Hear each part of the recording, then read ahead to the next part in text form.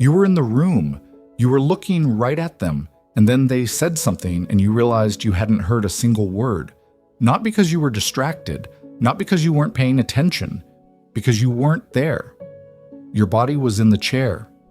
Your eyes were pointed at their face, but you, the part of you that hears and processes and feels, had quietly left. Without moving, without deciding to, without knowing it happened until you came back. This is dissociation. And in its everyday form, it's far more common than most people realize. It's not a dramatic split. It's not a movie scene where someone blacks out. It's subtler than that. It's an exit without leaving, a way your nervous system learned to remove you from a moment that's too much, too close, or too familiar, without requiring you to physically go anywhere. The reason most people don't know they're dissociating is because it doesn't feel like something happening. It feels like nothing happening, a gap, a skip, a blank where experience should be. And you fill those blanks with explanations that sound reasonable. I'm just tired. I zoned out. I have a bad memory. But the truth underneath those explanations is different. Your system isn't malfunctioning. It's protecting you. In the only way it learned how, by pulling you out of your own experience before the experience can land. In this video, we're looking at 7 signs that this has been happening to you. And for each one, we'll trace the cause, what overwhelmed the system, and the effect, how dissociation shows up in your daily life. Because you're not spacing out, you're leaving without going anywhere. A quick frame. Dissociation exists on a spectrum. On the far end are dissociative disorders that require clinical intervention.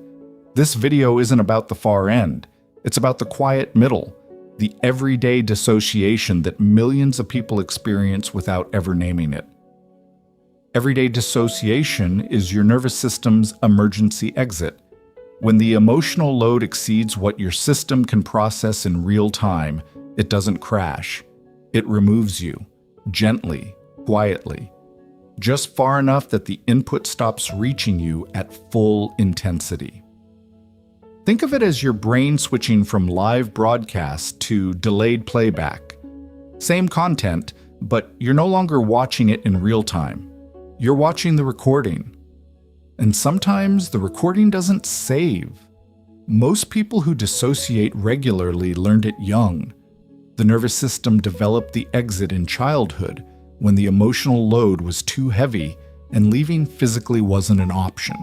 The child couldn't leave the room, so the child left the moment instead, and that exit became the default, automatic, invisible, still running. Number 1. Someone is talking to you and you lose them. Not at the beginning, in the middle. You were tracking, you were present, and then something shifted and you were gone. You come back and they're looking at you, waiting, and you have to say, "What?" even though your eyes never left their face. The cause? The nervous system exited because the conversation touched something too close. Maybe the topic drifted toward emotion. Maybe their tone reminded you of someone. Maybe the intimacy of being listened to or listened at triggered the same overload response that your system has been running since childhood. The exit isn't about the conversation. It's about the nervous system detecting something familiar and pulling the ripcord. The effect? You're physically present, but cognitively absent. People think you're not interested, or that you have attention problems. You don't. You have a nervous system that learned to leave before things get too real, and it's faster than your awareness. By the time you notice you're gone, you've already missed the thing that triggered the departure. Number 2, you arrive at work, at the store, at home, and realize you have no memory of the drive. The car's parked, you're here. But the 20 minutes between there and here are blank. The cause? The body can handle routine without the mind being present. Your motor skills know the route, your reflexes manage the traffic, so the conscious self checks out. Not because driving is boring, but because the system found a window of routine and took the exit. In the absence of immediate demand, the nervous system defaulted to away mode. The question isn't why you left. It's why away mode is the default whenever nothing is actively requiring your presence. The effect? Time disappears. Not dramatically. Just quietly. Chunks of your day evaporate without incident. No trauma, no emergency, just absence. And you shrug it off. Everyone zones out while driving, right? Maybe. But if it happens regularly, and if the blank extends beyond the drive into other routine moments, what you're describing isn't distraction. It's a system that prefers to be offline whenever the demand drops below urgent. Number 3. Life feels like it's happening slightly over there. You're present, but there's a barrier, invisible, thin, but absolute, between you and your own experience. The cause? This is derealization. When the emotional load exceeded your capacity at some point, maybe in childhood, maybe more recently, your system pulled you slightly outside your own experience. Not far enough to lose function, just far enough that the input arrives muted, dulled, at a distance. The glass isn't between you and the world, it's between you and your experience of the world. You can see everything, you just can't feel it landing. The effect, you move through your day with a persistent sense of unreality. Conversations feel rehearsed. Moments that should be meaningful feel flat. You watch your own birthday, your own achievements, your own connections, and the experience has the texture of something observed, not something lived. People tell you be present, and you want to scream because you are present. You're just behind the glass, and you can't find the door. Number 4, hours disappear. You sit down at 2 o'clock, and when you look up, it's 5. Not because you were absorbed in something, because you weren't present enough to track the passing. The cause? Time is marked by experience. When you're fully present, each moment has texture, and the brain logs the sequence. When you're dissociated, the moments lose their texture. They blur. The brain doesn't log what wasn't experienced, and the clock jumps forward without the usual markers that tell you how long it's been. The effect? You're chronically late, not because you manage time poorly, but because your internal clock is unreliable. Your experience of duration is compressed. An hour can feel like 10 minutes because you weren't fully present for 50 of the 60, and the lost time isn't dramatic enough to alarm you. It just creates a permanent, low-grade confusion about where the day went. The day went where you weren't, right here, fully arrived. Number 5. Someone asks what you did yesterday and you draw a genuine blank. Not for the big events, for the connective tissue. The walk to the coffee shop, the afternoon between meetings, the evening between dinner and sleep. Gone. Not suppressed. Just unrecorded. The cause? Memory requires presence. The hippocampus encodes experiences that are being actively attended to.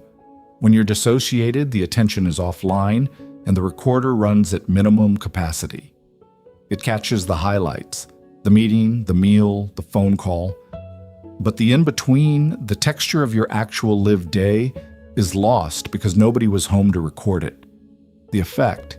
Your life has gaps. Not traumatic gaps, mundane ones. But the accumulation is significant. Days feel shorter because you only experience fragments. Weeks blend together because the differentiating details weren't captured.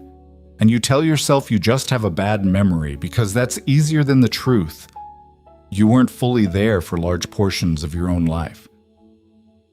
Number 6. Your hands don't feel like your hands. Your legs move, but you don't feel the ground. You look in the mirror, and the face looking back feels like a stranger's. The cause? This is depersonalization, the version of dissociation that disconnects you from your own body. The exit doesn't just leave the moment, it leaves the physical self. The nervous system in pulling you out of overwhelming experience, also pulls you out of the vessel that holds the experience. And what's left is a body that works, walks, talks, but feels operated rather than inhabited. The effect? You touch things, and the sensation is muted. You eat, and the taste is distant. You exercise, and the effort registers intellectually, but not physically. The body becomes a tool you use rather than a home you live in, and the disconnection is so persistent that you've stopped noticing it. It's been so long since your body felt fully yours that you've forgotten what inhabited feels like. You think this is normal? It's not.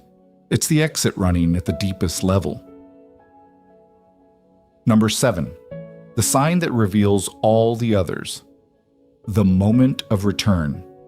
You're mid-task, mid-conversation, mid-thought, and suddenly you're back. There's a subtle click, like a channel switching, and you're present again. And in that click, you realize, I was gone. I was right here, but I was gone. And I don't know when I left. The cause. The exit was so seamless that you didn't notice the departure. The system is that practiced. It doesn't announce itself. It doesn't warn you. It doesn't ask permission. It just takes you offline. And the only evidence it happened is the return. The moment of arriving back in your own body and realizing you weren't fully in it a second ago. The effect, the return, is the only proof. And once you start noticing the returns, you start noticing how often they happen. Several times a day, sometimes several times an hour. Each one a tiny departure you didn't consent to, and a tiny arrival you didn't plan. And the question that forms quietly underneath all of it is, if I'm leaving this often without knowing it, how much of my own life am I actually present for? That question isn't a crisis. It's a beginning. Because noticing the departure is the first step toward choosing to stay. If you recognized yourself in these 7 signs, the most important reframe is this. Dissociation is not a flaw. It's an adaptation.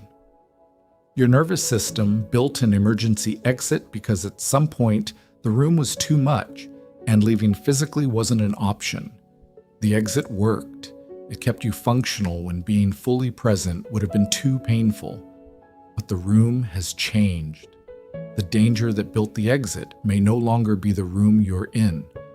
And the system doesn't know that. It's still running the old protocol, still pulling you out of moments that are safe, still defaulting to away mode in rooms that are warm. You don't have to close the exit overnight. You just have to start noticing when it opens. And in that noticing, that quiet, oh, I'm leaving again, is the beginning of choosing to stay.